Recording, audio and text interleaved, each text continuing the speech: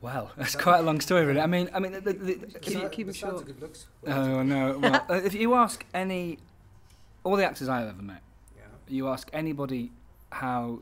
There's two ways of answering that question. You ask anybody how they got to where they got to 25, 27 years later, and they'll say one of two things. They'll either say that everybody's story is very individual.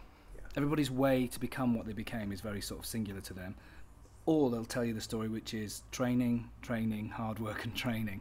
And they kind of both add up to the same thing. So if I tell you my version of those, and then I'll try and be quiet, I'm quite chatty, and let you talk. Yeah? Do you want to go first or do you want me to go first? No, by all means. Okay.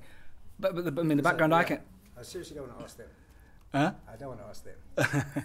Okay. Well, I mean, basically, I was inspired by a teacher at school. Okay. I was from a working class mining community in Yorkshire. Being an actor wasn't really supposed to happen or expected or even imagined. I got taken to the theatre and thought that's what I want to do. Those kind of things happen to people, you know. I want to be a nurse, those kind of vocational things.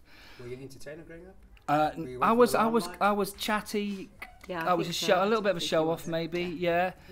Yeah. That's I what your mum I also I was the youngest of three, and there's a lot of gap. I was kind of on my own a lot, so I entertained myself a lot. Yeah. Lots of putting on plays for myself and stuff. But I didn't really realise that was a job, because I'd never been taken to the theatre. So from that point of view, then I pursued it into university and did a drama degree. Okay. A lot of people would have gone to drama school, but from my background, if you had to go through education because that's what you should do. Yes. And actually, it worked out okay for me. I then started working as a stage manager and building sets and working in theatres anywhere I could, theatre bars. Didn't really quite know how to get into the industry. And I met a writer who I helped build a set for a play. And he said, I'm auditioning for a play I'm doing down in London. I think you'd be good for it. Come to an open audition. So I got in through an open audition. That's not a very traditional route. I'm going to stop there and pick up, but I thought if I get you tell your version, which is very different. If you to don't mind mine. me asking, did you build this set around the writers, or did you give the writer? No, ideas? basically it was a theatre company. I worked for a theatre company in the town where I went to university because I didn't know what else to do, and they gave me a job being like an ASM and a set constructor and stuff. Okay. And we got on very, very well and talked a lot. Okay. And then he said, I know you want to be an actor, and I think you'd be right for this character. And it worked out very well. It was a play at a Bush Theatre in London where they do new writing. It was rehearsed at the National Theatre, so it was like the first rehearsal space I was in was this real space. It was amazing. And from there I got an agent, and then just tried to get work. Okay. What follows is years and years of picking up necessary skills and experience and making mistakes. But How long did it take you to get that part that actually said? well, I say, I mean, it took us a year or so after university before I got that first play, and then actually hit the ground.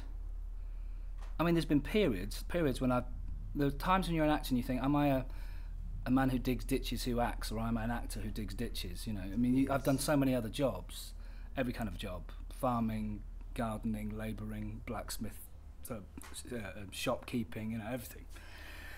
And still I would still imagine at some point I'll end up doing something else. But I mean, I think that's all good for you. Which leads me to my next question later on. Okay. So Well, let me pass over to Sarah, because Sarah's is a much more not traditional, but Well, I wasn't going to tell the whole story. I was going to kind of give you more like kind of sound bites as to how one gets to gets to a certain place in one's career. I kind of went a traditional route. I went to drama school, and then came out thinking that showbiz was waiting for me and couldn't wait to give me a job, and found out very quickly that wasn't the case. But I think the reason I'm where I am in my career is partly down to skill.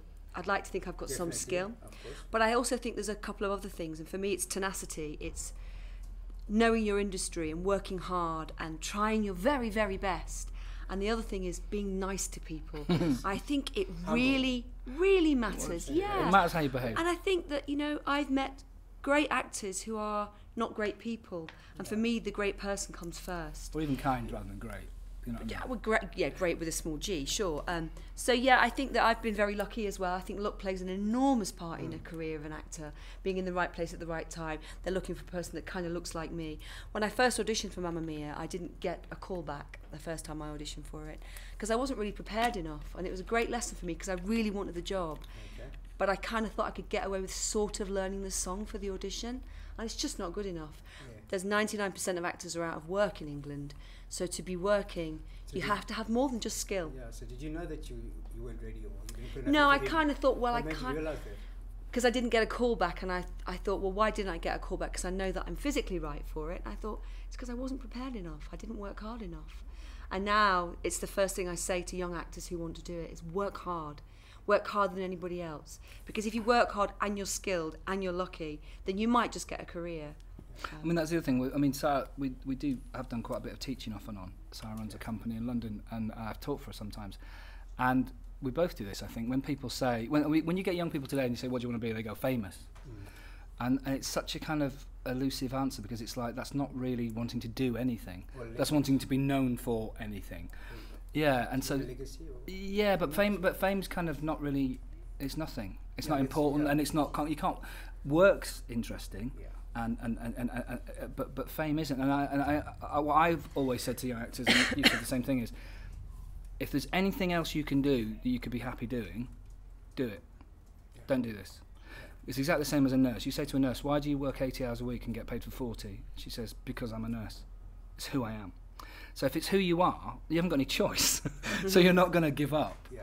But then it comes down to tenacity and determination, because there's a lot of things that make you give up. I mean, at the moment we are incredibly fortunate, and it's been going well for a number of years. I'm completely prepared that will stop, and I'm completely fine with that.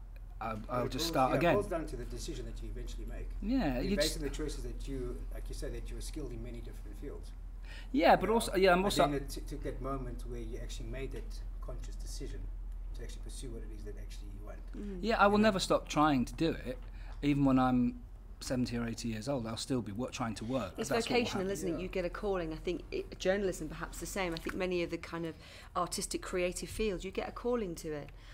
Or even not the artistic ones. My mum got a calling to be a nurse, and she wanted to do nothing else. I became an actor I was 27 when I graduated from drama school, so slightly older. Yeah. So I'd done other jobs before that. But once I decided, it was like the final piece of the puzzle was, I went, of course that's what I want to do. Of course I want to do this. And it felt, I felt complete. It sounds cliched, but I did. I got some sound bites. So there's a really good actor's book by an English actor called Andy Nyman, and it's one of those kind of little advice books with lots of little sound bites. Yeah. And he says, be happy, you'll work more. Yeah. Because you're responsible for your happiness. If I make whether or not I have a job what makes me happy, I'm going to be unhappy a lot as an actor. Yes. And I don't want to be unhappy. And also, if you're unhappy and you go into a room, you have a particular energy. Be happy, you'll work more. Yeah. Be nice to everybody you work with, because if you were going to hire a plumber to come to your house and one of them did a really great job but he was rude and was late and was drunk or any of the above, and then the other guy came and he was the same price but he was on time and he was polite, who are you going to hire? Who are you going to hire? You're going to go and hire the plumber who turned up. You know, and it's exactly the same principle. So they're the good sound bites as well, I think. All right. Okay, and now, based on everything we've discussed and I've seen in terms of what you guys have achieved, it's phenomenal. Obviously, you've gone from stage to TV, radio, phenomenal. I mean, you guys are truly blessed, I must say. Thank you. Well, It's- we I feel do lucky. feel like that a lot. We do feel very Yeah. grateful a lot of the time. Yeah. Okay, and basically now, the next question is. Oh, wait, one second, yeah. Yeah, no don't problem. No worry. problem. How do you want to phrase it? It's fine, don't worry. Don't know how to put it. Put it straight is always the best way. What is it you want to know? Okay, so basically, referring back to what we were discussing earlier as to what it is that you'd like to do. So you said you made the decision into going into acting and so forth, right? If there's anything else that you would do, all right, which I would say, okay, for instance, now I overheard you talking about you guys doing plays where if the audience aren't familiar with, say, Mamma Mia, at the end of the day, they will get obviously familiar with it, and it's an education at the same time. If there's anything else that you guys could do from a production or producing perspective, all right? So would it be something that exists, like Mamma Mia, for instance, or would you do something that's personal to you, that you feel that you, it's a message that, or it's part of your journey that you have, that you would love to express and get across to the audience? That's interesting. I mean, in a way, I mean, it's a very good question. I mean, a lot of actors do know, for example, what's your dream job, or what kind of work would you like to do if you had the. I mean, there was a time, if you'd have asked me 20 years ago, I'd have said, I want to work in one company of people in one theatre and just do new writing. Yeah. I don't feel like that anymore. I did when I was young. That sounded like the ideal situation. and I would have taken that for 40 years. I don't know now. I think the thing is now that some of the best things that happen to you, you don't necessarily choose. Yes. Opportunities arise and you make the most of them. Correct. So I don't know. I mean, we met doing big classical plays, and I'd quite like to go back to the company we did that with, because it's kind of a family. There's about a pool of about 50 actors and one director who's playing King Lear at the moment, and we were supposed to be doing it with him, but we decided not to. I think it says a lot that you can actually think about going back to those sort of places. Yeah. No, People are yeah. very quick to actually forget about where it all sort of started. Yeah. And that's a company that still plays cattle markets and unusual spaces. But I mean, I don't know really. I just want to work. I don't really have. You always want it to be good work, but in the end, I just want to work. I think new work is exciting. I think you're right about a brand new show is always a thrill. Gets your creative juices I flowing. mean, maybe a new music. I mean, you create a role would be good. Yeah, Is there- creating is a there role is any exciting. message that you guys think that should be out there that's not being done, or should be done that In terms of could, theatre, that could be turned into... Well, not a specific thing, but I mean, I'm a big fan of political theatre and things that do convey messages, but there isn't anything in particular that I would... I've got friends who've written plays that should be put on. I mean, Yeah. I Yeah. can think of 3 people I know who are great writers who are as yet unperformed, Let's put it and this they're way. and they're my age. Did you ever take 50 Shades of Grey to the stage? Gosh. So what part did you play? I tell you, the I'd be the stage manager in the wings. pulling all the strings. I mean, the intellectual answer to that is literature's really a very difficult thing to adapt to the stage. I'm not. I see. The thing is, that I am literally just a foot soldier. I'm not a writer. I'm not a director. What I do is I take part in making something happen, and that's where I think I've recognised that's where my strength is. So I've got no ambitions to do anything other than what I do. I think what's really powerful is historical drama. I watched a thing last night called Pride about the lesbian and gay community In the miners' strike. helping the miners strike in England. And because it's based on a true story, and there's a message there which is about people supporting each other no matter where they're from. There's great stories, certainly stories about the history of your country and made into films or plays. And that we watched a brilliant play based on Martin Luther King, which is a fantastically exciting because there's an historical context, and that kind of theatre does really excite me, as well as something like Mamma Mia, which is purely 2.5 hours of great fun. Yes. You know, so there's very different schools of theatre. It's a great question, but the answer is there isn't necessarily an answer, because my ambitions are kind of vague. They're like, I'd like to do good work. But at the moment, right now. Yeah, who's to say yeah. what the future holds? Yeah, true. I suppose so. But yeah, Have you guys been to the Graham Sound Festival?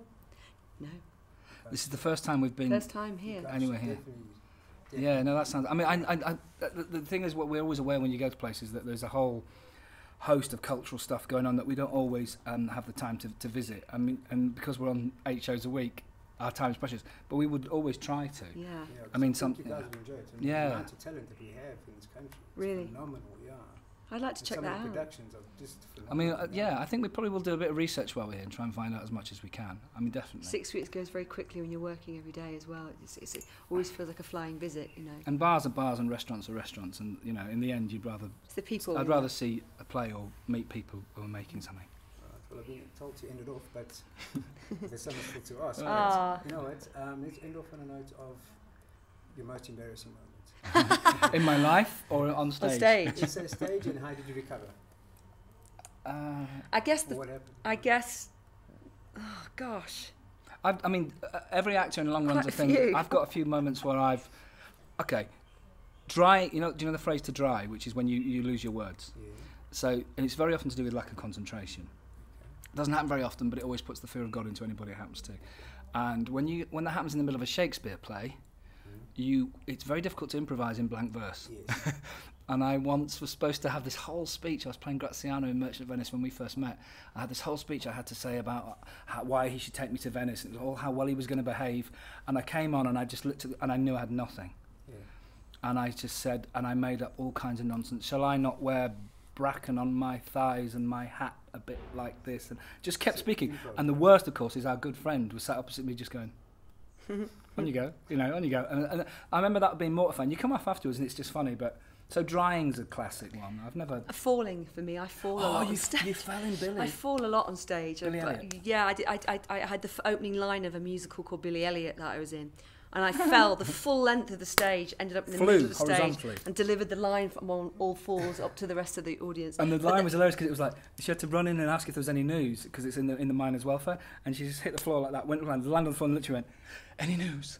Which Yeah, was so just it's mostly brilliant. things like that. I was They're there the that worst night. things. But I mean, fortunately, not too embarrassing yet. But my No. career is not yet over, so My who trousers haven't knows what fallen might down happen. unless it was on purpose. So. Guys, thank you very much.